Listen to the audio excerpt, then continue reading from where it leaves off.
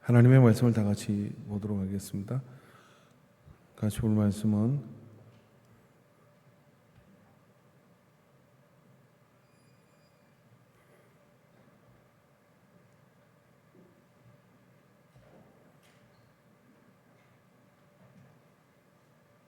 창세기 14장 20절, 말라기 3장 7절에서 12절 말씀 보도록 하겠습니다.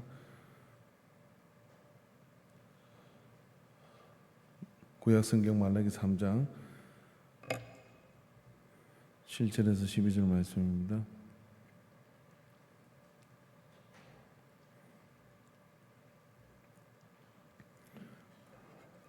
같이 말씀을 봉독하도록 하겠습니다. 만군의 여호와가 이르노라. 너희 조상들의 날로부터 너희가 나의 규례를 떠나지 시키지 아니하였도다. 그런즉 내게로 돌아오라. 그리하면 나도 너희에게로 돌아가리라 하였더니 너희가 이르기를 우리가 어떻게 하여야 돌아갈까 하는도다.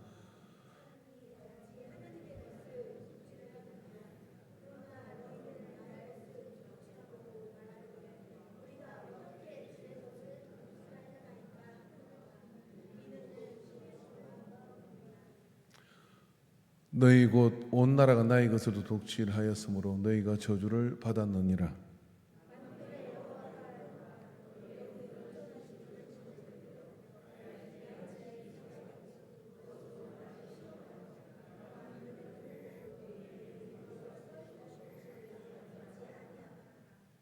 같이 읽겠습니다. 만군의 여호와가 이르노라. 내가 너희를 위하여 메뚜기를 금하여 너희 토지의 소산을 먹어 없애지 못하게 하며 너희 밭의 포도나무의 열매가 기한 전에 떨어지지 않게 하리니 너희의 땅이 아름다워지므로 모든 이방인들이 너희를 복되다 하리라. 만군의 여호와의 말이니라. 아멘. 기도하겠습니다. 하나님 아버지, 오늘 오후 시간에 주님께서 우리 가운데 인도하여 주시고 또 은혜로 우리를 말씀 가운데 깨닫게 하여 주실 것을 믿습니다. 주께서 우리 가운데 함께 하셔서 소중한 시간이 되도록 인도해 주시고 성령의 비가 우리 가운데 말씀 가운데 임하게 하소서. 예수님의 이름으로 기도합니다. 아멘. 자, 앞뒤 사랑스러운 안마를 하도록 하겠습니다. 안마, 개만, 안수. 사냥 끝나고 딱 졸릴 때가 오거든요. 자, 할렐루야, 할렐루야. 그러니까 혼자 앉지 마세요. 싸웠어요.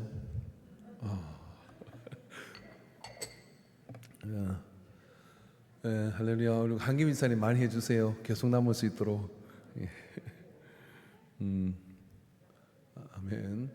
우리 이제 재직 서약의 부분을 하고 있습니다.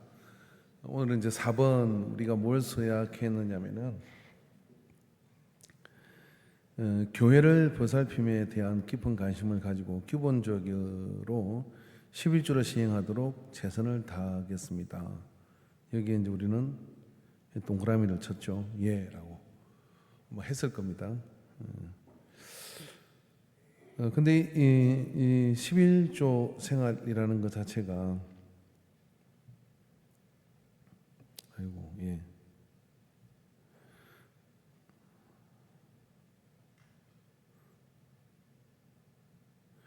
11조 생활이라는 것 자체가 특정한 사람들만 하는 걸로 이렇게 이제 생각을 하기가 수월한데요. 근데 물어보고 싶은 건 이런 거죠. 11조를 하지 않는 사람은 물질의 복에 관심이 없나? 왜냐하면 성경에 이것만큼 명확하게 물질과 연관된 복의 통로의 첫 단추가 이거거든요. 근데 이 산을 이렇게 넘지 못하고 받지 못하면 기본적으로 하나님 앞에 제가 하나님 물질의 복을 주십시오라고 하는 이것 자체가 의미가 없어집니다. 왜 그러냐? 우리가 읽었던 본문처럼 너희가 나의 것을 도둑질하고 라고 이렇게 시작을 하니까, 그러니까 도둑질한 사람한테 복이 있을 수가 없는 거잖아요. 이게 이제 11조가 가지고 있는 부분이거든요. 그래서 우리가 11조를 하는 것은 성도의 기본입니다. 근데 그렇게 양보하다 보니까 우리 교회에서는 그래도 이것만큼은 하고 생각한 게 뭐냐면, 건사 직분을 받는 분들은 11조는 하는 사람이어야 되겠다. 요렇게 이제 선을 정해서 이 산을 넘지 못해가지고 검사 직분을 못 받는 분들이 꽤 많습니다. 왜 그렇게 안 하는 걸까요? 하나님께서 이 모든 복의 근원이시다는 것을 인정을 못하는 것인가? 이런 질문에 이렇게 부딪히게 되죠. 지금부터 이제 11조 생활 하시는 분은 주무셔도 괜찮습니다. 그런데 생각을 해보면 말라기 3장 1절부터 12절에 보면은요, 그 내용이 장황한데 왜 우리가 하는 것이 이렇게 되는 일이 없습니까? 이렇게 질문을 하는 겁니다. 하나님 앞에 만군의 여호와가 이르노라, 내가 내 사자를 보내리니 그가 내 앞에서 길을 준비할 것이요 또 너희가 구하는 바 주가 갑자기 자기의 성전에 임하리니 곧 너희가 사모하는 바 언약의 사자가 임하리라. 그가 임하는 날을 누가 능히 당하며 그가 나타나는 때 누가 능히 서리요. 그는 금을 연단하는 자와 불과 포백하는 자의 제물과 같을 것이라. 그가 은을 연단하여 깨끗하게 하는 자 같이 앉아서 네 자손을 깨끗하게 하되 금은이 그들을 연단하니 그들이 공의로 제물을 나의 여호와께 바칠 것이라. 그때 유다와 예루살렘을 봉은 물이 옛날과 고대와 같이 나 여호와께 기쁨이 되리니와 내가 심판하러 너희에게 임할 것이라. 점치는 자에게와 가늠하는 자에게와 거짓 맹세하는 자에게와 품꾼의 삭세에 대하여 억울하게 하며 가보와 고아를 압제하며 나그네를 억울하게 하며 나를 경외하지 아니하는 자들에게 속히 정언하니라. 만군의 여호와의 말이니라. 하나님의 심판이 임하겠다라고 얘기하는 겁니다. 나 여호와는 변하지 아니하나니 그러므로 야곱의 자녀들아 너희가 소멸되지 아니하리라. 만군의 여호와가 이르노라. 너희 조사들의 날로부터 너희가 나의 규례를 떠나 지키지 아니하였도다. 규례를 떠나 지키지 아니하였도다. 그런즉 내게로 돌아오라. 그리하면 나도 너희에게로 돌아가리라. 하였더니 너희가 이르기를. 자, 그러니까 이게 이제 하나님하고 우리 사이가 불편해져 가지고 하나님께서 우리에게 복을 안 주고 모든 걸 차단했어요. 그래서 너희가 내게로 돌아오라 라고 얘기했더니 꼭 우리는 이렇게 하잖아요. 그럼 어떻게 구체적으로 이렇게 물어보는 거죠? 지수야, 어떻게 돌아가야 되니 지수야? 그지? 너희가 이러기를 어떻게 하여야 돌아가리까? 근데 하나님 좀 뻔뻔하신 것 같아요. 어떻게 돌아갑니까? 라고 얘기했더니 바로 돈 문제를 얘기합니다. 사람이 어찌 하나님의 것을 도둑질하겠느냐? 그러나 나의 것을 도둑질하고도 말하기를 우리가 어떻게 주의 것을 도둑질하겠나이까 한다라고 하는 겁니다. 자, 여기 지금 하나님한테 이렇게 묻는 사람들은 신앙을 가진 사람이요, 안 가진 사람이요, 믿는 사람이에요. 그리고 이걸 묻는 사람은 말씀을 지키는 사람이요, 안 지키니까 당당하게 우리가 더 이상 어떻게 합니까? 하고 이렇게 질문을 했다는 이야기죠. 이게 신앙생활 다 하는 사람이라니까요. 근데 어떻게 돌아갑니까? 더 이상 뭘 어떻게 할 수 있는 겁니까? 라고 이렇게 우리가 뭐 잘못했는데요? 라고 이렇게 얘기를 했어요. 그랬더니 하나님께서 어떻게 하냐면은 너희가 네 것을 도적질하였다 라고 하는 겁니다. 그래서 지금 11조는 어떤 것이냐면요, 헌금과 감사헌금 이런 것들은요, 내 것을 하나님께 드리는 거예요. 11조는 원래 하나님의 것을 하나님께 돌려드리는 겁니다. 그러니까 원래 하나님의 것을 하나님 것으로 돌려드리는 거라는 거예요. 개념 차이가. 근데 이런 사람도 있습니다. 11조를 가지고요, 감사헌금도 하고 떼가지고 자기가 11조 정도 되는 금액을 가지고 감사헌금, 성경헌금, 주일헌금, 그리고 심지어는 그것 가지고 지가 알아서 구제도 해요. 그리고 토탈 해가지고 난 11조 하나님께 바쳤습니다. 그건 네 생각이지. 하나님의 것은 하나님의 것이거든요. 그죠?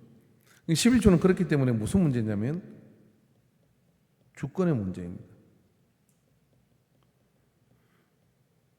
뭐죠? 우리가 하나님을 주여라고 부르잖아요. 그러면 그분이 내 모든 생명과 재산과 소유와 사업과 여러분 예배 시간만 하나님 건가 봐요?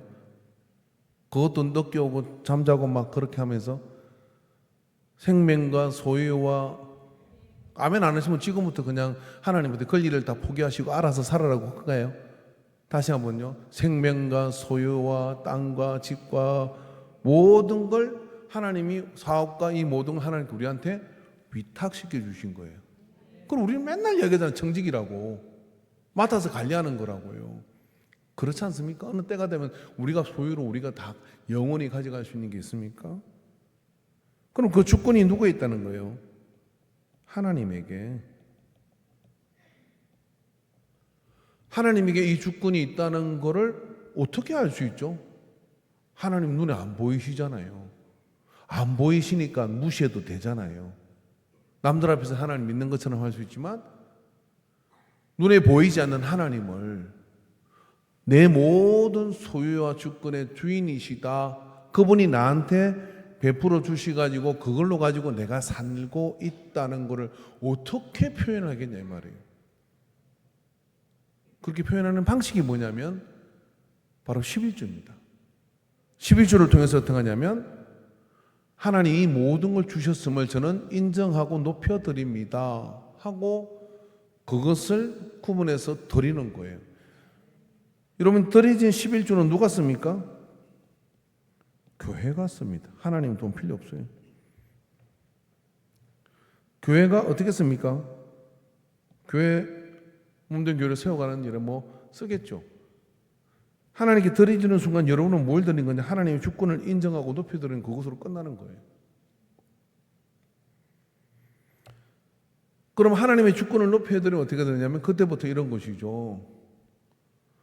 네 기업은 내 거다. 망해도 하나님 책임, 잘 돼도 하나님 은혜 이렇게 되는 거예요. 그게 내가 걱정할 게 없어요. 내 삶 자체가 하나님인 것이다. 그런 표현이 뭐냐면 바로 11조라고 하는 겁니다. 그래서 이것을 높여드릴 때 그런 은혜가 있죠. 제가 평택교회 전사를 했을 때 이거 방송 나가면 안 되는데 그때 선교회장을 하는 분이 계시는데 그 남편이 여기 사슴녹장을 안중에서 했어요. 하루는 전화가 와가지고 술을 잔뜩 먹고 회개딱집으로 그때부터 내가 회개딱을 안 먹어요. 놓으라고 하더라고요. 그래서 안중까지 와가지고 회개딱집에 갔는데 거기서 2시간 반 넘게 저를 앉혀놓고 이런 이야기를 하는 거예요. 4차원의 영성책을 조영규 목사님 책을 읽었대요. 교회를 주일마다 오시고 말씀 오시고 하시는 분이거든요. 근데 우리 집사람은 맨날 주님의 기업이라고 이야기를 한대. 그 자기가 4차원의 영성책을 읽어보니까 주님의 기업이면 주님이 책임지셔야 되고 그걸 표현하는 게 11조라는 걸 알은 거예요. 그러니까 자기가 모든 재정권을 아내한테 맡겼는데 자기가 교회 가서 아무리 주부를 봐도 11조를 안 하더래. 그래서 궁금해 죽겠어서 바로 못 물어보고 저한테 목사님이 정확하게 대답할 것 같아가지고 물어본 거예요. 그러면서 자기 누나가 있는데 누나도 교회 건사래. 근데 이 누나도 11조를 안 하더래. 그래서 이게 어떻게 된 거냐고 나한테 물어보는 거예요. 그럼 내가 말할 수 있습니까? 도덕년이라고? 그럼 제가 도덕년이라고 하면 잘못된 겁니까? 그럼 맨날 자기 사슴 목장이 우리 아내는 하나님의 기업이라고 얘기를 한다는 거예요. 하나님의 기업이면 자기가 생각할 때 작게 아니라 하나님 것인데 하나님의 것이면 세상의 이치가 그렇지 않냐는 거예요. 내가 세를 얻어 살면 세를 내야지. 그게 자기는 11조라고 생각을 했다. 이분은 여러분 제자 교육도 안 받은 사람이에요. 근데 오랫동안 예수 믿은 선교회장보다도 이 남편이 내가 볼 때는 더 하나님 뜻을 알고 있는 것 같은데 그래가지고 제가 어떻게 빨리 베개떡은 시가 낮아빠지고 이제 먹을 마음도 없고 빨리 가야 되는데, 그리고 또 제가 안중에 있는데 그때 전우사관이 이쪽에 개척에 있는데 저한테 연락이 온 거니까 내가 우리 교인도 아니고 이래가지고 제가 그냥 마무리했어요. 제가 11조 보종을 쓰겠습니다. 앞으로 11조를 할 수 있도록 제가 기도하도록 하겠습니다. 11조 보종을 쳤습니다. 제가 왜 써요? 이거를.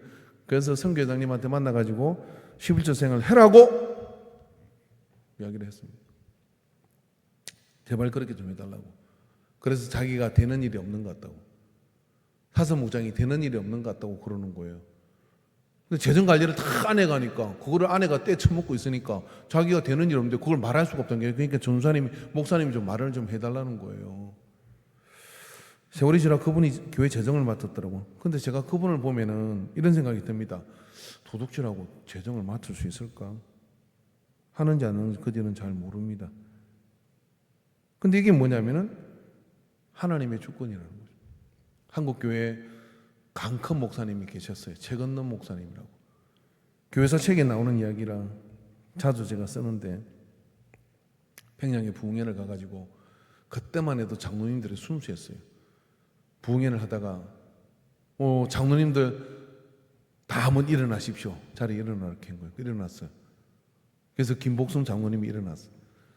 한 6명이 일어났어요. 다리 풀고요. 이 중에 11조를 안 하시는 분은 앞으로 나오시라고 그랬어요. 근데 8분이 나오셨대. 지금 장로님들 보면 일어나라 그러면 일어나겠습니까? 안 하는 사람 앞으로 오겠어요? 근데 8분이 다 나온 거예요. 최건능 목사님이니까, 건능이 충만하시니까 안수 받으려고 나온 거죠. 근데 이때 이 목사님이 막 가는 목사님이라 저는 절대 그런 기도 못할 것 같아요. 근데 이런 기도를 했습니다. 하나님 아버지 그것을 도둑질한 이 도둑놈들을 잡았는데, 와, 어떻게 때려 죽여야 이렇게 기도하셨대. 유명한 이야기입니다. 장로님들이 눈을 벌떡 뜬 거죠. 우리 보고 도둑놈이라고요? 그리고 때려 죽인다고요? 야, 요즘 그렇게 목사가 하노니 9시 뉴스 나옵니다. 근데 그분들이 해결을 했어요. 맞다고, 우리가 도둑놈이라고. 성경에 써놨잖아요. 도둑질하고도. 이것이 곧 11조와 봉헌물이라. 너희 곧 온 나라가 나의 것을 도둑질하였으므로 저주를 받았느니라. 저는 우리 아버지가 신앙생활 하는 동안에 목회하기 전에도요, 진짜 힘들잖아요. 그때가요.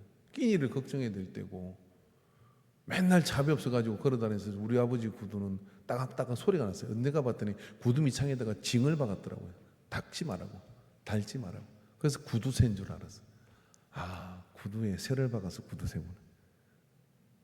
근데 어김없는 11조 생활은 철저하게 했어요. 우리 큰 누나 발랑 까져가지고 저하고 10살 차이 나는데 맨날 학교 가면 육성예배 가져오라 하니까 드디어 헌금에 손을 댔습니다. 거기 주일헌금을 모아놓은 데를 알거든요. 교회 헌금은 분명히 가져가는데 육성예배를 안 주니까 임의 집행을 했습니다. 돈을 빼가지고 육성예배를 갖다 내버렸어요. 그리고 아버지한테 들켰습니다. 돼지게 맞았습니다. 맞으면서 고함 꽥꽥 소리 지르며 달라들었어요. 아버지 돈이 있는데 왜 육성예배를 안 줍니까? 헌금 낼 돈은 있는데 왜 학교 갖다 줄 돈은 없습니까? 물론 그 육성예배에 대한 섞인 이야기가 있습니다. 우리 아버지의 지론이 하나 있긴 있었는데요. 근데 그렇게 했더니 우리 아버지가 그러셨답니다. 추대배 때마다 그걸 눈물을 글썽이며 우리 누님이 말씀합니다. 농부는 아무리 배가 고파도 씨앗 주머니에 씨앗을 먹지 않는다. 그게 헌금에 대한 11조에 대한 확고한 당신의 믿음이었습니다. 그 이후로 사이를 데려오거나 며느리를 데려오면 딱 2가지를 물었어요. 부모가 있냐, 얼마나 잘 사냐, 하나도 안 물었습니다. 주의를 지키느냐, 2번째 11조 생활을 하느냐. 2개를 대답하면 3번째도 물었습니다. 내 딸을 사랑하는가? 이게 전부였어요. 우리 집 사람을 제가 우리 집에 데려갔더니 딱 이 3가지를 묻어요. 재앙은 주의를 지키나. 예, 지키려고 노력하고 지키고 있습니다. 11조 생활을 하는가? 예, 11조 생활을 합니다. 그죠? 서울에 가서 간호사 하면서 맨날 주야 뛰면서 그 돈 쓸 데가 얼마나 많았겠어요. 근데 11조를 했습니다. 그리고 내 아들을 사랑하는가? 이렇게 세 가지 묻고, 그때 고아였거든요. 중학교 때 아버지 돌아가시고 고등학교 때 어머니 돌아가시고 천의 고아를 제가 안았습니다. 아무도 동의하지 않는데 저도 이제 고아가 되었습니다. 다른 거 아무것도 안 물었어요. 집안이 예수를 믿냐, 뭐하냐, 어떠냐. 끝에 세 가지 딱 묻고 끝. 그게 전부였습니다. 왜 그러시냐고 물어봤어요. 당신이 이렇게 말씀합니다. 11조를 하지 않으면 가짜라고. 믿는다고 믿는 게 아니다. 두 번째, 그 사람은 복을 받을 수가 없다고. 성경 아무리 봐도 그 사람은 복을 받을 수가 없다는 거예요. 물질의 문제가 반드시 생기고 어려움을 헤어나지 못한다라고 얘기를 합니다. 그래서 이 11조라는 것은요, 모본이 되어야 되는 것이고요, 돈의 문제가 아니라 하나님의 주권을 인정하느냐 안 하느냐의 문제로 생각을 하셔야 됩니다. 갑자기 11조 얘기하니까 조용해지시는데, 만군의 여호와가 이르노라 너희가 온전한 11조를 창고에 들여 나의 집에 양식 있게 하고 그것으로 나를 시험하여 내가 하늘의 문을 열고 너희에게 복을 쌓을 곳이 없도록 붙지 않으나 보라. 안중교회 예를 들겠습니다. 안중교회 기아 다니고 만도 다니는 사람들 많습니다. 20%가 채 되지 않는데요. 월급이 빤하게 나오잖아요. 근데 그게 정직한 11조를 하는 사람 20%가 채 되지 않는다 그럽니다. 나머지는 어떻게 했냐면 이 정도면 적절하지 않냐라고 자기가 이미 집행을 합니다. 그러니 여러분 그 신앙이 온전히 들어가겠습니까? 그걸로 가지고 시험을 해보라라고 얘기했어요. 시험. 성경에 하나님을 시험해보라는 게 별로 없어요. 얼마나 자신감이 있으면 하나님 이거 가지고 시험해보라라고 말씀하셨겠어요. 뭐 한다고? 복을 아멘할 준비하시고 쌓을 곳이 없도록 붙지 않으나 시험해보라 라고 말씀하셨어요. 그래서 오늘 11조는 애시당초 여러분의 것이 아닙니다. 저의 것이 아닙니다. 떼놨고 생각을 하셔야 됩니다. 왜 이게 주권의 문제이냐면요, 대한민국 법도요, 나사렛 교단의 예를 한번 들어보겠습니다.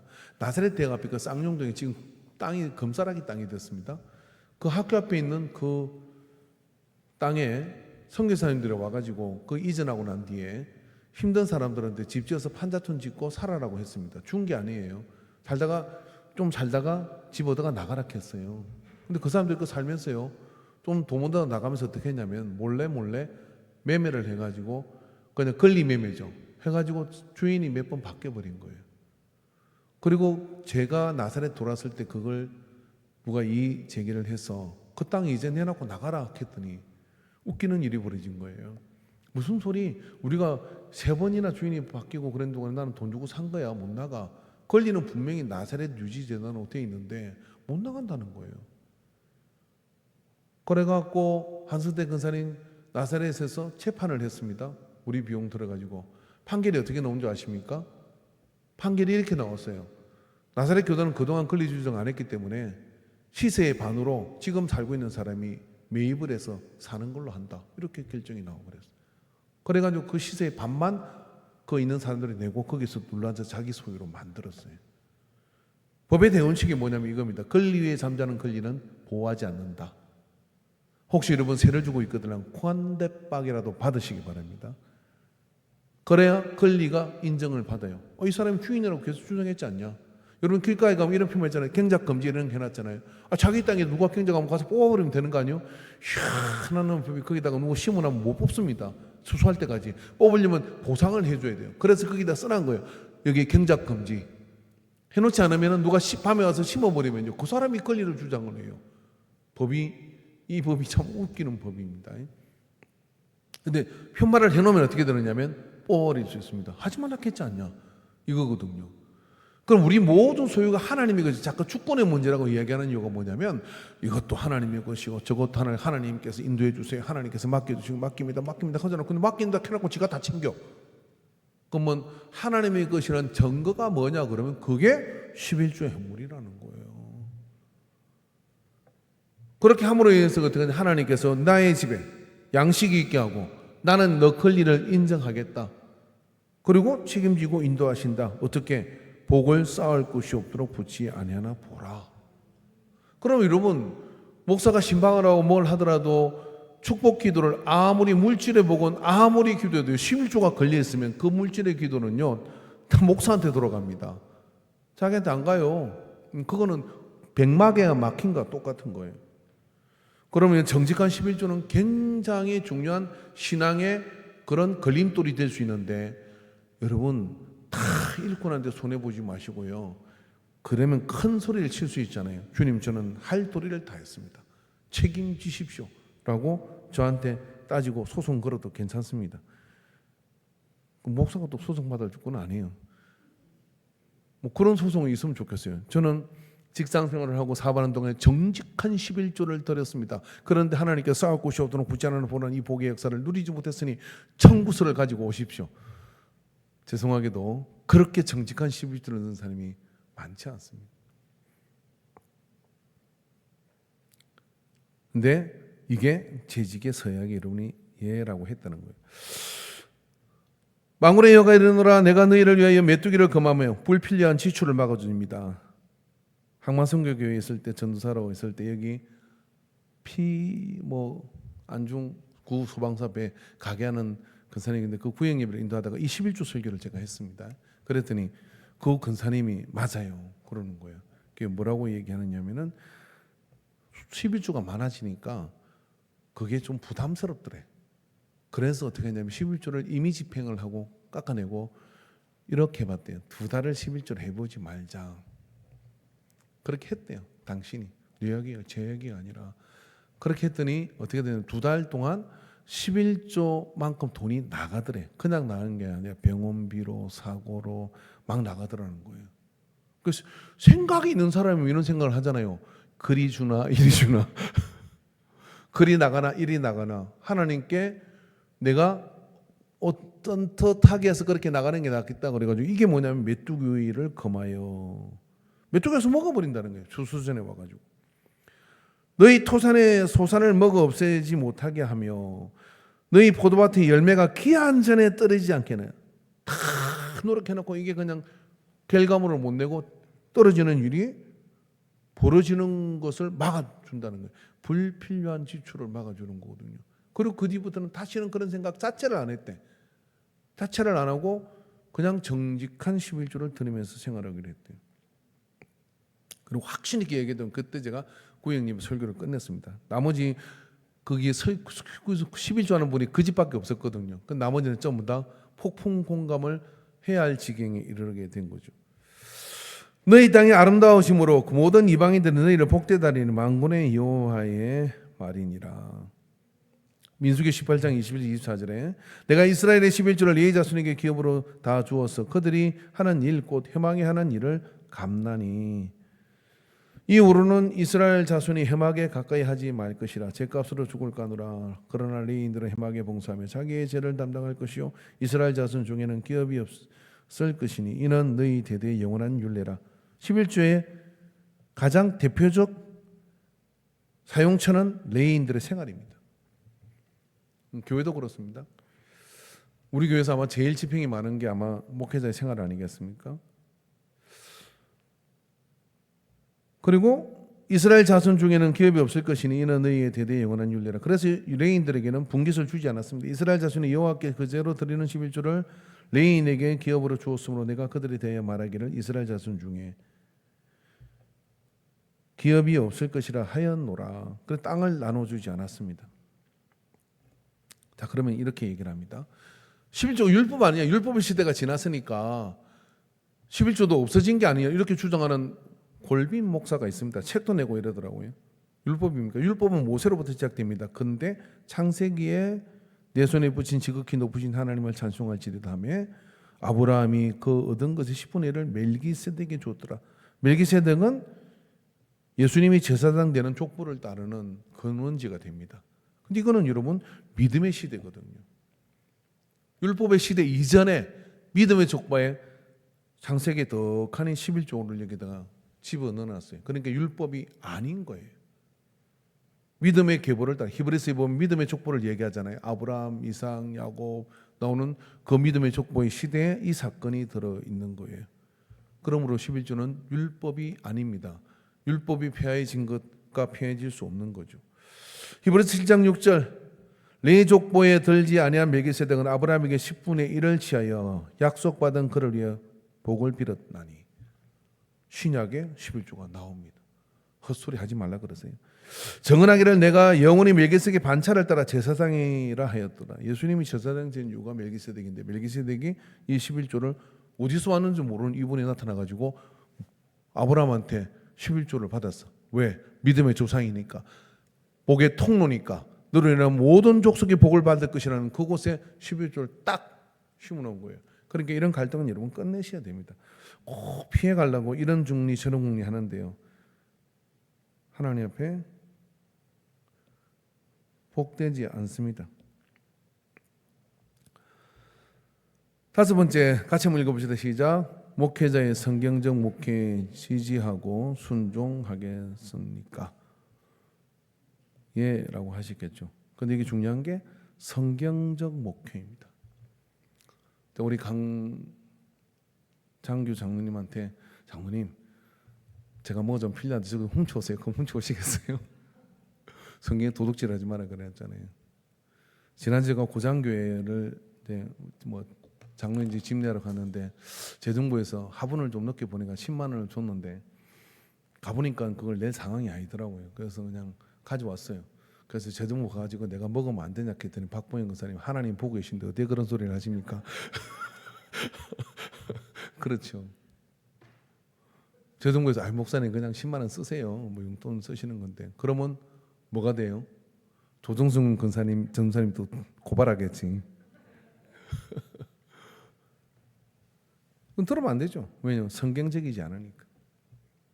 저 아닌 다른 누구라도 비성경적인 목회에 대해서는 지시를 받지 마십시오. 성경적인 지시에 순종하는 겁니다. 저 부산에 백 목사님이 계셨어요. 주일학교 얼마나 부흥했는지 엄청난 주일학교 부흥을 했던 목사님입니다. 그런데 그분이 칼을 맞아 죽습니다. 왜 죽냐? 이웃에 있는 다른 그 일하는 교회 목사가 난 저 목사가 꼴보기 싫다. 저 목사가 죽었으면 좋겠다. 그래서 청년 하나가 제가 작업하겠습니다. 간 거예요. 목사한테 말을 하고. 그래가지고 예배 드리고 있는데 그래가지고 칼로 찔러가지고 그분이 죽었습니다. 그 뒤부터 부산에 있는 큰 교회 목사님들은 보디가드를 세웁니다. 근데 왜 그랬죠? 믿음이 좋은 청년이 그런 짓을 했어요. 우리 교회 청년 가운데 제가 그렇게 대규나 너 왜 또 거기 앉았니? 진짜 빼지다 너도. 제가 아는데 오씨가 고집이 엄청 세요. 빨리 와. 오씨가 고집이 셉니다. 왜냐하면 오씨 고집 많. 우리 교회 사씨가 있었거든요. 사복성 거사님이 학교 때 맨날 오씨한테 썼대. 그 어느 날 생각을 했대. 왜 썼나 보니까 자기는 사자고 거기는 오자니까 한 끗 차이로 맨날 쳤대. 우리 대규는 청년 믿음을 얼마나 좋아요. 근데 우리 대규는 청년한테 제가 비성경적인 걸 시키면서 대규는 할 거냐 안 할 거냐, 성경적인 것도 안 하잖아, 그지? 잘하죠, 대규는 청년이. 근데 성경적인 지시에 순종을 하라니까. 그럼 성경적인 지시는 목사가 하는 겁니까? 하나님 말씀이 하는 겁니까? 하나님 말씀이 하는 거잖아요. 자꾸 사람을 보니까요 못하는 거예요. 근데 하나님의 말씀을 통하여 하는 주의 종의 말은 하나님이, 예수님이 말씀하시는 거라고 받지 못하는 사람은 그럼 하나님을 믿는 겁니까? 안 믿는 겁니까? 그분은 신령해가지고 직통교실을 받아가 날마다 아침마다 하나님이 오셔가지고 조종선 전도사야 오늘은 교회 가지 마라 이러는가요? 오늘 교회 가라 그래서 오는 건가요? 아니잖아요. 위임된 건의를 당해서 내 양을 먹이라 했으니까 말씀을 통하여 설교하는 거고, 그리고 또 무슨 이런 것들을 통하여 그런 어떤 하나님 뜻에 따른 얘기를 하는 거잖아요. 그럼 그것에 대해서는 재직이 순종을 안 하지 않으면 누가 순종을 하겠습니까? 이게 먼저 된 양, 선임양의 문제이거든요. 교회는 선임양으로 부흥합니다. 교회는 선임양으로 부흥한다니까요. 중국의 고전에 나오는 이야기입니다. 큰 뱀 하나고요, 작은 뱀 하나가 이렇게 길을 갑니다. 가다가 어떤 마을로 들어가야 되는데 작은 뱀이 이렇게 얘기합니다. 아무리 봐도 네가 더 대단하다. 네가 힘도 세고 네가 더 대단한데 저 마을에 들어갈 때 나를 업고 들어가라. 이렇게 얘기를 해요. 작은 뱀이. 내가 왜 니를 업어야 돼? 그렇게 얘기를 해요. 그랬더니 네가 그냥 같이 들어가면 그냥 우리는 뱀인데 네가 나를 업고 가면 저 동네에서는 우리를 신으로 모실 거다. 그게 동의를 해가지고 들어갔다, 이런 이야기입니다. 이게 무슨 이야기냐면 누가 봐도 이 큰 뱀이 더 세 보입니다. 그런데 보잘것없는 작은 뱀을 업고 가니까, 그죠? 작은 뱀이 시중을 들며 가면 큰 뱀은 저놈이 센 놈이구나 하고 그 수준인데, 작은 뱀을 업고 가니까 작은 뱀을 신으로 모신다는 거예요. 신으로 모시니까 어떻게 되느냐? 다 지배하는 거예요. 이걸 후광효과라 그럽니다. 그걸 잘 이용한 사람이 누구냐면 제임스 정명석이에요. 정명석이가 대학을 다니면서요, 초등학교도 노지 않은 사람이 고대, 연대, 서울대 이런 애들만 데리고 무슨 수양회니 세미나하면서 말도 대단한 이론을 가지고 성경 공부를 가르쳐요. 그때 시대가 혼란스러워서 이 엘리트들이요, 멘붕이 왔을 때입니다. 사회는 막 민주화 운동하고 이러는데 그러는 가운데 멘붕이 오니까 그들 꼬셔가지고 계속 이상한 논리를 가르쳐. 근데 걔들이 나중에 다 포진을 해요. 그런 다음에 용돈을 어마어마하게 주고 쭈쭈빵빵한 여자애들만 옆에 한 20명씩 거느리고 다녀요. 이게 후광효과거든요. 그 뒤에 그다음부터는 저절로 굴러가더랍니다. 어떻게 굴러가느냐면요, 미친 짓을 하는데도 저 사람은 위대한 거야 라고 이렇게 굴러가더래요. 나쁜 짓은 참 어디서 배웠을까요? 선임양의 원리가 있는데, 이게 뭐냐면요, 재직이 교회 떡 왔는데 목회적 리더십을 바치고 그것의 성경적 가치에 대해서 싫어요, 안 해요, 못 해요 라든지 뭐 떡고 흘려버려 이러면요, 뒤따라온 사람도 전부 다 그럽니다. 그럼 어떻게 할 수가 있나요? 권위 질서가 무너져, 권위주의는 나쁜 거지만 권위 질서가 무너진 상태에서는 아무것도 먹히지 않습니다. 여러분, 대한민국의 지금 힘든 상황은 뭐냐면요, 권위 질서가, 권위에 대한 존중과 존경이 무너진 거예요. 미국의 역사, 우리의 역사를 좀 되짚어 보면 미국에서는요, 그 대통령이 저지른 어마어마한 사건들이 있습니다. 그런데 이거를 지켜내기 위해서 어떻게 하냐면, 후임 정반대되는 정권이 어떻게 하느냐면 덮자라고 얘기를 합니다. 왜냐하면 미합 중국의 대통령 리더십을 흔들어 놓는 일은 덕보다 실이 많다라고 해서 덮어버려요. 그런 사건들이 구체적으로 있습니다. 우리는 되기도 전에 두 번이나 끌어내려요. 그러고 나면 어떤 현상이 벌어지느냐면요, 모든 젊은 세대들은 리더십들을 다 의심합니다. 교회 목사를 의심하고, 학교 가면 선생을 의심하고, 직장 가면 직장의 그런 CEO들을 의심합니다. 그런 상태에서는 국가는요, 창조적 미래를 만들어내갈 가능성이 제로입니다. 교회도 똑같습니다. 선임양 되시는 분들이 그러한 성경적 목회를 지지하고 그게 따르려고 하는 그런 기본적인 태도가 되었을 때 어떻게 되느냐면, 목회가, 그럼 교회가 방향성을 유지할 수 있을 뿐만 아니라 그 속에서 건강한 신앙이 들어가죠. 한번 생각해 보세요. 그런 걸 전해 목회자한테 무슨 설교가 들리겠으며, 무슨 은혜를 받겠으며, 무슨 그것 속에 신령하고 거룩한 것을 느낄 수 있겠습니까? 못 느낍니다. 성경적 목회에 지지하고 순종하는 이것이 재직이 해야 될 사명이에요. 그런 다음에 회의를 나거나 그럴 때는 얼마든지 그 테이블에 올려놓고 이야기할 수 있는 거죠. 그리고 결론이 딱 지어지면 어떻게 되느냐면, 그게 단일 대오를 유지하고 나가는 방향성을 가지고, 그게 비록 내 뜻에 안 맞지만은 그것에 대해서 결정이 되는 순간부터 전심전력하여 거기에 협력하고 동행하는 것을 가지고 나갈 때 교회의 건의 질서가 이렇게 서게 되는 거거든요. 말씀 볼까요? 세 번째 이르되 요한의 아들 시몬아 내가 나를 사랑하느냐 하시니 주께서 세 번째 나를 사랑하시는으로 베드로가 의심하여 이르되 주님 모든 것을 아시면 내가 주님을 사랑하는 주께서 아시네. 예수께서 내 양을 먹이라. 이걸 위임된 건의입니다. 건의. 이 위임된 건 예수님의 건의와 동일시 되는 겁니다. 목사가 예수님이라는 소리는 아니에요. 형제들아 우리가 너희에게 권하노니 너희 가운데 수고하고 주 안에서 너희를 다스리며 권하는 자들을 알고 그들의 역사로 말미암아 사랑 안에 가장 귀히 여기며 너희끼리 화목하라. 그래서 주 안에서 다스리는 며 권한한 자들을 너희가 알고 그들의 역사로 말미암아 사랑 안에서 가장 거기하기 여기며 서로 화목하라. 높다 낮다가 문제가 아니라 역할의 문제이다. 그럼 역할의 문제를 가지고서 그런 주님이 그런 역할을 맡기셨다는 걸 알고 그게 따르고 같이 가는, 그게 결정되기 전까지는 얼마든지 의견 제안을 하고 그것에 대해서 결정이 되거나 안 되는 단일 대우를 유지하며 가는 교회가 부흥합니다. 하나님의 뜻을 이루어갈 수가 있는 것이죠. 여러분, 건의의 손상이라는 것은 가정과 모든 곳에서 일어날 수 있습니다. 그런 건의의 손상이 일어났을 때는 사회는 어떻게 되느냐면요, 무질서로 가는 전 단계가 건의를 무너뜨리는 것이에요. 그래서 건의를 무너뜨릴 때 항상 주의해야 되는 거거든요.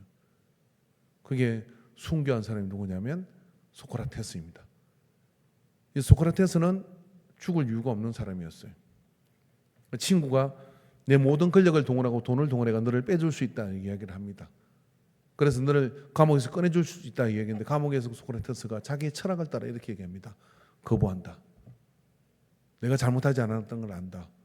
그런데 악법도 법이다. 왜 그렇게 이야기했을까요? 왜냐하면 법의 건의를 무너뜨리면, 나 하나 살고 법의 건의를 무너뜨리면 그 무너진 건의를 통해 수만의 사람이 억울하게 죽을 수 있다는 것을 알기 때문에 내가 억울하지만 독배를 마시겠다고 마셨죠. 그게 바로 건의 질서의 중요성을 강조하고 자기는 철학대로 죽었습니다.